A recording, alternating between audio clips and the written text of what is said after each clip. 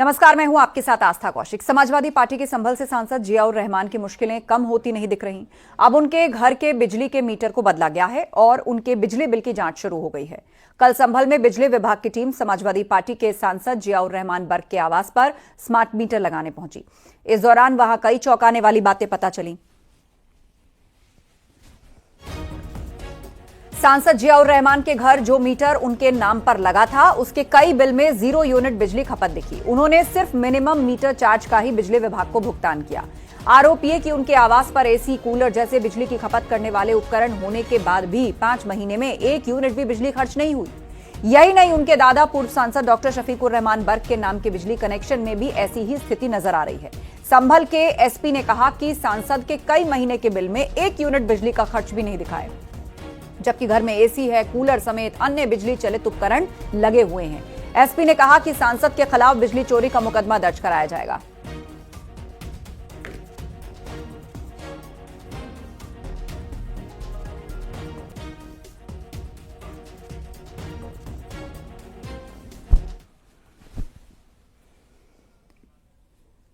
दो दिन पहले यूपी विधानसभा में सीएम योगी आदित्यनाथ ने संभल में बिजली चोरी का मुद्दा उठाया था और सीएम योगी ने बताया कि यूपी में सबसे ज्यादा बिजली चोरी का मामला संभल के 2 इलाकों में पाया गया।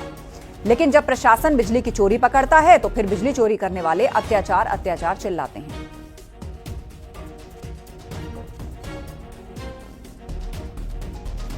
यानी बिजली के मिनी स्टेशन संचालित हो रहे हैं। हम तो ये सोच रहे थे कि मिनी स्टेशन पावर कारपोरेशन ही चला रहा है। अब वहां पर कई मस्जिदें ऐसी पाई गई जिन मस्जिदों के ऊपर एक इलीगल सब स्टेशन बना करके वहां से कनेक्शन बांटे गए थे लोगों को फ्री में। लाइन लॉस प्रदेश के अंदर, उत्तर प्रदेश के अंदर लाइन लॉस पावर कारपोरेशन का ये 30 से कम है। और संभल कस्बे में वहां पर 2 मोहल्ले हैं, एक दीपा सराय और एक मियां सराय है ना। इन दोनों में लाइन लॉस 78% और 82% है। देश के संसाधनों में कैसे लूट होती है। और अगर प्रशासन अपने कर्तव्यों का निर्वहन कर रहा है, वैसे तो कहेंगे प्रशासन कोई कटघरे में खड़ा है कि प्रशासन चोर है, और प्रशासन उसी चोरी को पकड़ने के लिए चला जाए तो अत्याचार है, अत्याचार है। कहां से अत्याचार हो गया? अरे यही सच्चाई है, उस सच्चाई को उजागर किया जा रहा है। यूपी के संभल में शाही जामा मस्जिद के सर्वे के दौरान हुई हिंसा मामले में संभल सीट से एसपी सांसद जियाउर रहमान बर्क ने इलाहाबाद हाईकोर्ट में अर्जी दाखिल की है। सांसद बर्क की तरफ से हाईकोर्ट में दाखिल की गई अर्जी में हिंसा मामले में दर्ज नामजद एफआईआर को चुनौती दी गई। एसपी सपा सांसद ने इस याचिका में खुद को बेगुनाह बताया। उनकी ओर से दलील दी गई कि 24 नवंबर को जिस दिन हिंसा हुई उस दिन वो यूपी में मौजूद ही नहीं थे। वो बंगलुरु में कार्यक्रम में शामिल होने गए थे। वो खुद लोगों के बीच गए और उनसे शांति बनाए रखने की अपील की। याचिका में कहा गया कि उनके खिलाफ सियासी बदले की भावना के तहत एफआईआर दर्ज की गई है। सरकार उन्हें बदनाम करने के साथ उनका उत्पीड़न करना चाहती है।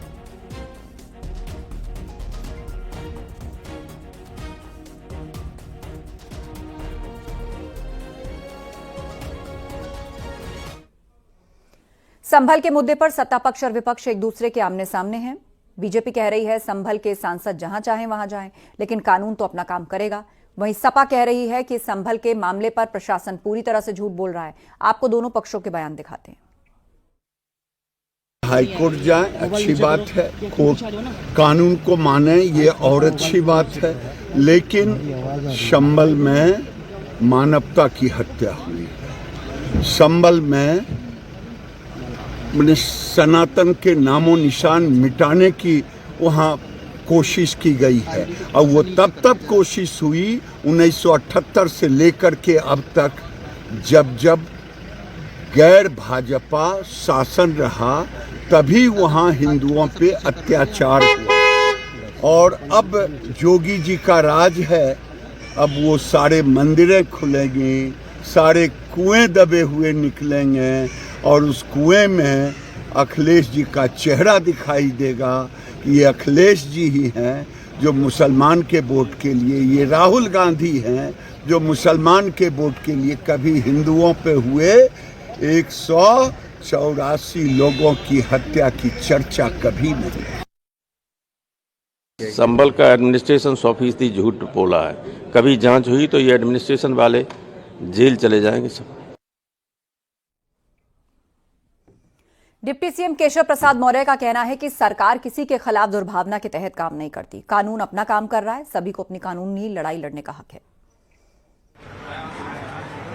माननीय न्यायालय के दरवाजे को खटखटाने का सबको अधिकार है, उस पर हमारी ओर से कोई टिप्पणी नहीं। लेकिन अगर तथ्य इस प्रकार के मिले हैं कि समाजवादी पार्टी के सांसद और समाजवादी पार्टी के विधायक और समाजवादी पार्टी के दंगाई कार्यकर्ता संभल मामले में दोषी हैं, तो जांच के अनुसार कठोर कानूनी कार्रवाई होगी। संभल में एक और कुआं मिला है। बताया जा रहा है कि करीब 40 साल पहले इस कुएं पर स्लैब डालकर इसको बंद कर दिया गया था। भाजपा नेता ने इस कुएं की तलाश करके इसको खुदवाया है और कहा जा रहा है कि कुएं के आधे हिस्से पर राधा कृष्ण मंदिर है, जबकि आधे हिस्से पर सड़क है। ये कुआं सराय तरीन के कसावन इलाके में मिला है।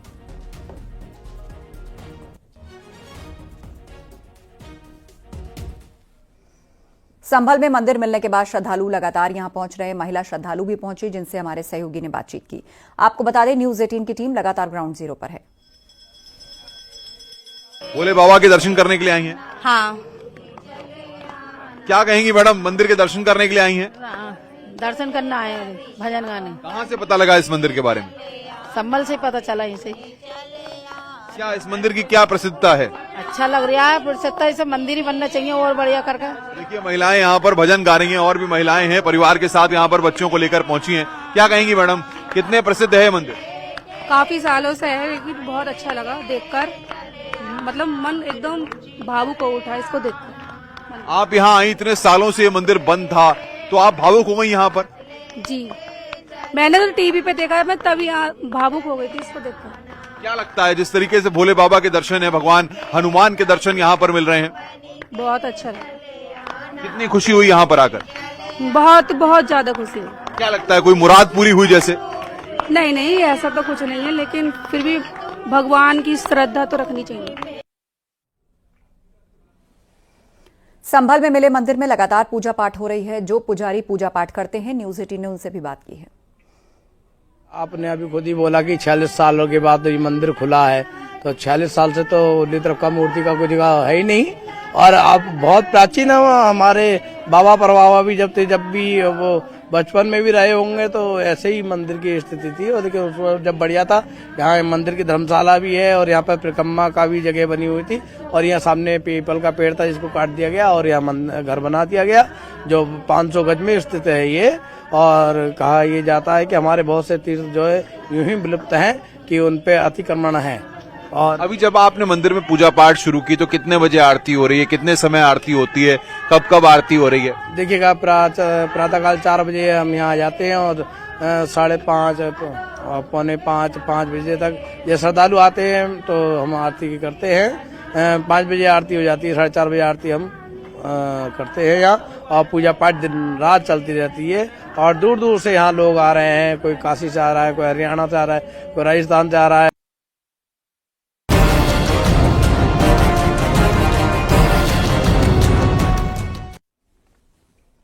अंबेडकर पर पीएम मोदी ने सोशल मीडिया पर एक्स पर पोस्ट लिखा है और पीएम मोदी ने लिखा है कि कांग्रेस ने अंबेडकर की विरासत को मिटाया है। कांग्रेस ने SC/ST समुदाय को अपमानित किया है। 2 बार अंबेडकर को चुनाव में हार दिलवाई। नेहरू ने अंबेडकर के खिलाफ चुनाव प्रचार किया। कांग्रेस ने उन्हें भारत रत्न देने से इनकार किया था।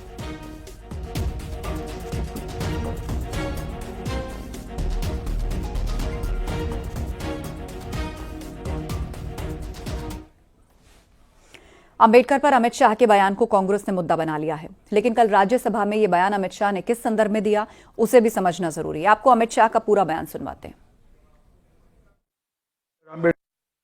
मान्यवर, अभी एक फैशन हो गया है, अंबेडकर अंबेडकर अंबेडकर अंबेडकर अंबेडकर अंबेडकर। इतना नाम अगर भगवान का लेते हैं तो 7 जन्मों तक स्वर्ग मिल जाता। अच्छी बात है ना? सुनिए तो, सुनिए ना, आप सुनिए ना, मैं बताता हूं।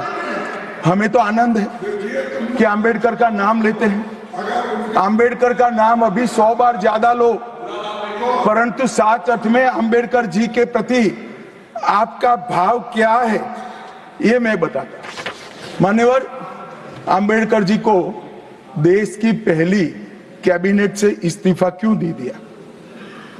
आंबेडकर जी ने कई बार कहा कि अनुसूचित जातियों और जनजातियों से हुए व्यवहार से मैं असंतुष्ट हूं। सरकार की विदेश नीति से मैं असहमत हूं और आर्टिकल 370 से मैं असहमत हूं। इसलिए वो छोड़ना चाहते थे। उनको आश्वासन दिया गया, आश्वासन पूरा नहीं हुआ। उन्होंने इग्नोरेंस के चलते इस्तीफा दे दिया और एक श्री BC रॉय ने पत्र लिखा कि आंबेडकर और राजा जी जैसे दो महानुभाव मंत्रिमंडल छोड़ेंगे तो क्या होगा। तो नेहरू जी ने उनको जवाब में लिखा है, राजा जी के जाने से तो थोड़ा बहुत नुकसान होगा, आंबेडकर के जाने से मंत्रिमंडल कमजोर नहीं होता है। मान्यवर ये विचार जो खड़गे जी कह रहे हैं ना, क्या आपत्ति है? जिसका विरोध करते हो उसका वोट के लिए नाम देना कितना उचित है? क्योंकि अब अंबेडकर जी को मानने वाले पर्याप्त संख्या में आ गए हैं, इसलिए आप अंबेडकर अंबेडकर कर रहे हो। कांग्रेस अध्यक्ष मल्लिकार्जुन खड़गे ने अमित शाह के इस्तीफे की मांग कर दी है। खड़गे ने कहा कि अमित शाह ने अंबेडकर का अपमान किया है। हम वो उस वक्त खामोश बैठे और उसके बाद में जब आज शुरू होता ये सवाल हम उठाने के लिए तैयार हो गए। आज आपको मालूम है सुबह भी हम पार्टी के सभी पार्टी के लोग एक होकर जो बाबा साहब का अपमान शाह ने किया है वो गलत है, इसीलिए वो आई डिमांड हिज रेसिग्नेशन। वहीं नेता प्रतिपक्ष राहुल गांधी ने भी अमित शाह के बयान को मुद्दा बनाया है। उन्होंने अमित शाह पर अंबेडकर का अपमान करने का आरोप लगाया। ये कॉन्स्टिट्यूशन के खिलाफ है। इन्होंने कहा, ये पहले ही कह रहे थे कि कॉन्स्टिट्यूशन को हम चेंज करेंगे, ये इसके खिलाफ हैं। अंबेडकर जी के खिलाफ हैं, उनकी विचारधारा के खिलाफ हैं। इनका पूरा का पूरा काम अंबेडकर जी ने जो किया और जो कॉन्स्टिट्यूशन है उसको खत्म करने का है। इधर अंबेडकर के मुद्दे पर सरकार भी बेहद आक्रामक हो गई है। संसदीय कार्य मंत्री किरेन रिजिजू ने कहा कि कांग्रेस बार बार अंबेडकर का नाम लेकर पुराने पाप धोने की कोशिश कर रही है। आज कांग्रेस पार्टी बार बार बाबा साहब अंबेडकर का नाम लेकर के जो पाप काम किया है वो साफ नहीं हो सकते हैं। कांग्रेस पार्टी ने बाबा साहब भीमराव अंबेडकर को जिस तरीके से तरपाया, अपमानित किया, वो हजारों साल तक भी कांग्रेस पार्टी वो पाप को साफ नहीं कर सकते हैं। और आज बाबा साहब का तस्वीर लेके घूमते हैं, वो शर्म आना चाहिए। और गृह मंत्री जी ने बड़े डिटेल में बताया कल कि मोदी जी ने किस तरीके से बाबा साहब का लेगेसी को आगे ले गया। संविधान दिवस मनाने का प्रक्रिया 2015 में मोदी जी ने शुरू किया और आगे जाकर के जो 5 तीर्थ स्थल के बारे में ब्रीफली मैं नाम बताता हूं। जहां जन्म हुआ मऊ में मध्य प्रदेश में, वो भी भारतीय जनता पार्टी का सरकार का समय बना के अब मोदी जी के नेतृत्व में और विकसित किया जा रहा है। ये बाबा साहब का अपमान करने वाली पार्टी आज मजबूर हुई है क्योंकि नरेंद्र मोदी जी ने बाबा साहब के 5 तीर्थ स्थान बनाए। बाबा साहब का नाम स्वर्ण अक्षरों में लिखा जाने लगा है, लोग बाबा साहब का नाम लेने लगे हैं। तो मजबूरी में ये बाबा साहब का नाम ले रहे हैं। इनका कोई सम्मान नहीं है, बाबा साहब के प्रति कोई सम्मान नहीं है। बाबा साहब को 2 बार चुनाव हराने वाली पार्टी आज ये ढोंग कर रही है और ये बाबा साहब का नाम मजबूरी में ले रही है। उत्तर प्रदेश में कांग्रेस आज सड़कों पर उतरी है। यूपी कांग्रेस कमेटी लखनऊ में विधानसभा घेराव की तैयारी में थी, लेकिन पुलिस भी पूरी तरह से मुस्तैद है। प्रदेश के कई जिलों से लखनऊ पहुंचने की कोशिश कर रहे कांग्रेस कार्यकर्ताओं को भी रोका गया। महाराजगंज, औरैया और हाथरस समेत कई जगह कांग्रेस नेताओं और कांग्रेस कार्यकर्ताओं को लखनऊ जाने से रोका गया। कांग्रेस नेताओं ने हाउस अरेस्ट किए जाने का आरोप लगाया। कांग्रेस ने संबल हिंसा, बिजली विभाग के निजीकरण समेत जनता से जुड़े कई मुद्दों को लेकर विधानसभा के घेराव का ऐलान कर रखा है, लेकिन पुलिस ने विधानसभा के शीतकालीन सत्र की सुरक्षा व्यवस्था और धारा 163 लागू होने की वजह से घेराव की परमिशन नहीं दी है। तो विधानसभा सत्र की वजह से नहीं दी गई परमिशन। यूपी के कई शहरों में कांग्रेस कार्यकर्ताओं ने प्रदर्शन किया। जिंदाबाद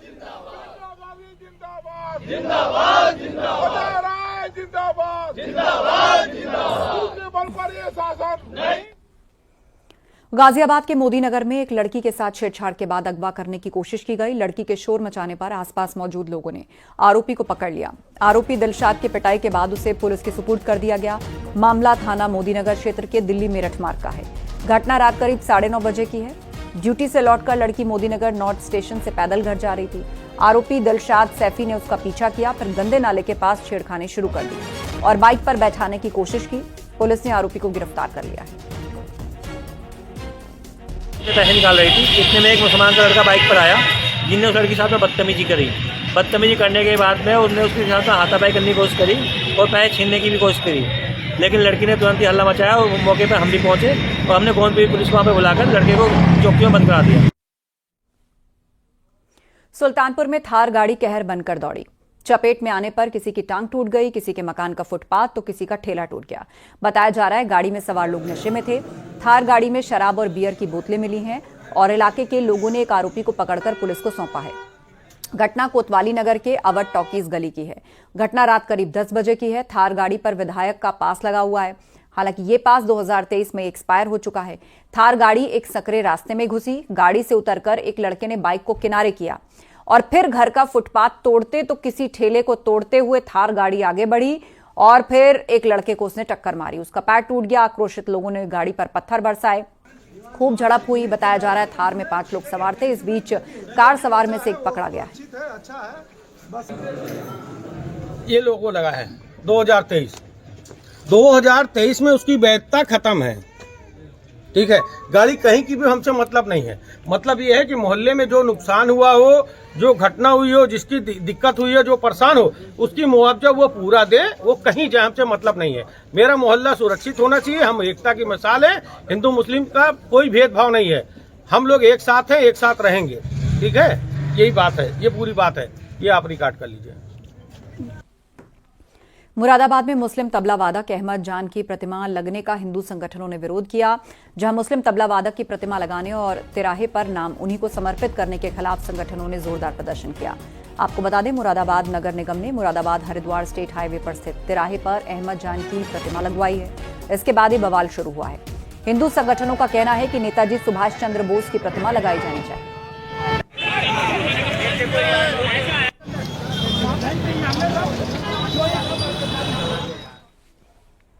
लखनऊ के काकोरी इलाके में बाघ से लोगों में दहशत का माहौल है। रहमान खेड़ा में बाघ की चहलकदमी की खबर से लोगों में डर का माहौल है और उसके बाद स्थानीय ने वन विभाग की टीम को जानकारी दी। वहीं अब बाघ की तलाश में टीम ने सर्च अभियान शुरू कर दिया है। टीम ने बाघ को पकड़ने के लिए चारों ओर पिंजरे लगाए हैं। अधिकारियों ने बताया कि बाघ को पकड़ने के लिए विशेष टीम का गठन किया गया और इलाके में निगरानी बढ़ाई गई।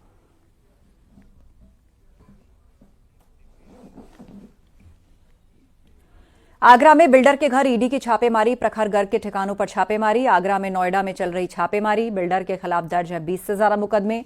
धोखाधड़ी वसूली के मामले दर्ज हैं। वृंदावन कॉरिडोर के लिए 530 करोड़ देने की घोषणा से चर्चा में आया था बिल्डर प्रखर गर्ग। फिलहाल फरार चल रहा है बिल्डर प्रखर गर्ग।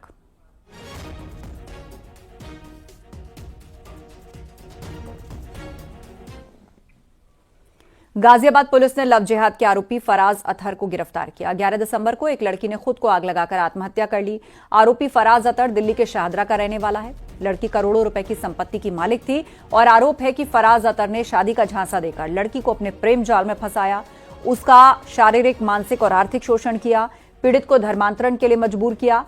लड़की ने 11 दिसंबर को खुद को आग लगाकर आत्महत्या कर ली। परिवार की शिकायत पर पुलिस ने केस दर्ज कर आरोपी को गिरफ्तार किया है।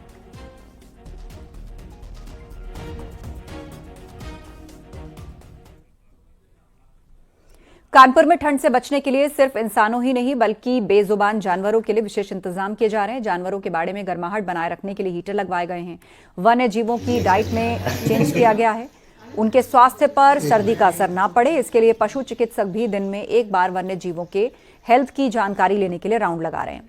साथ में बाड़ों का टेम्परेचर मेंटेन रखने की भी कोशिश की जा रही है। ने दस्तक दे दी और इसका असर इंसान से लेके पशु पक्षियों तक भी साफ तौर पर देखने को मिल रहा है। यही वजह है कि प्राणी उद्यान ने इस ठंड को ध्यान में रखते हुए, जहां एक और आप देख सकते हैं बाड़ों पे शीट्स लगाई हैं, फ्लैपर्स लगाए हैं, ओवर मैट्स लगाए हैं, उसके अलावा ब्लोअर लगाए हैं, हीटर लगाए हैं, ऑयल फ्री हीटर लगाए हैं, ऑयल पेस्ट्री लगाए हैं। और देखिए जहां तक कैमरे की नजर जा रही है, शीट्स को लगाया गया है पूरी तरीके से ताकि इनकी जिंदगियों को बचाया जा सके, क्योंकि कड़ाके की ठंड पड़ने की इस बार बात बताई जा रही है। अगर मौसम विभाग की माने जाए तो इस बार आने वाले एक सप्ताह में तापमान और गिरेगा और ये तापमान इन बेजुबानों के लिए कहीं ना कहीं हानिकारक साबित हो सकता है। और ऐसे में प्राणी उद्यान ने भी अब बेजुबानों की सुरक्षा का जिम्मा उठाया है। जर्नलिस्ट आशीष पांडे के साथ अमित गंजू, न्यूज़ 18 कानपुर। बलिया में 2,90,000 के गबन से हड़कंप मचा है। मनरेगा एपीओ संजय कृष्ण भास्कर पर गबन का गंभीर आरोप लगाए। सीडीओ की जांच में पर्दाफाश होने पर सेवा समाप्त की गई। फर्जी मास्टर रोल भरकर गबन करने का आरोप है। मनरेगा में सामग्री सप्लाई करने वाले 2 फार्म भी ब्लैकलिस्ट हुए हैं।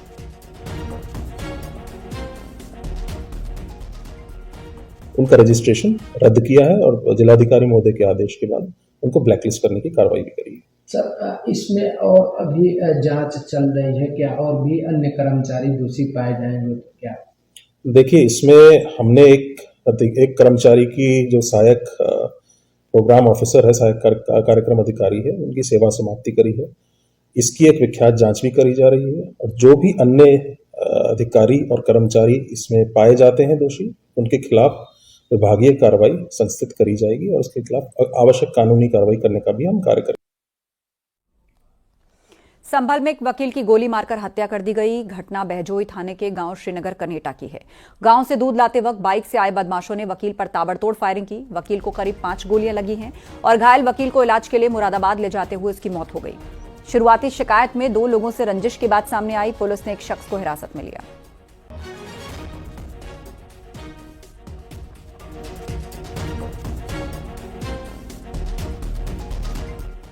पीलीभीत के रामनगर की एक नहर में तेज रफ्तार ट्रैक्टर ट्रॉली पलट गई, जिससे ट्रैक्टर में सवार 4 लोगों ने तैरकर अपनी जान बचाई। सूचना मिलने पर गांव के लोग भी इकट्ठा हो गए। खबर के मुताबिक ईंट विक्रेता पूरनपुर की तरफ से ईंट बेचकर लौट रहे थे, तभी नहर में ट्रैक्टर ट्रॉली पलट गई। गनीमत रही कि किसी भी तरीके का कोई जानमाल का नुकसान नहीं हुआ।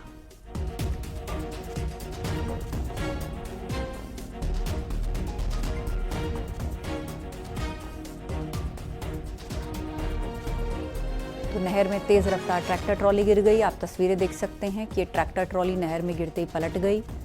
4 लोगों ने तैरकर अपनी जान बचाई, उनकी जान बच गई, लेकिन ये ट्रैक्टर ट्रॉली नहर में गिर गई।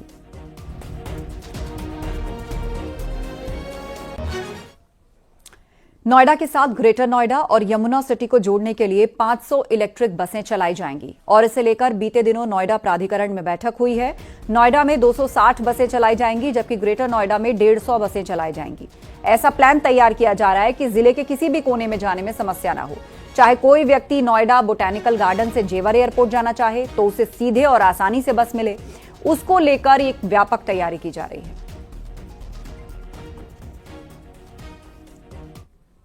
और वक्त एक ब्रेक का है, जल्द लौटेंगे।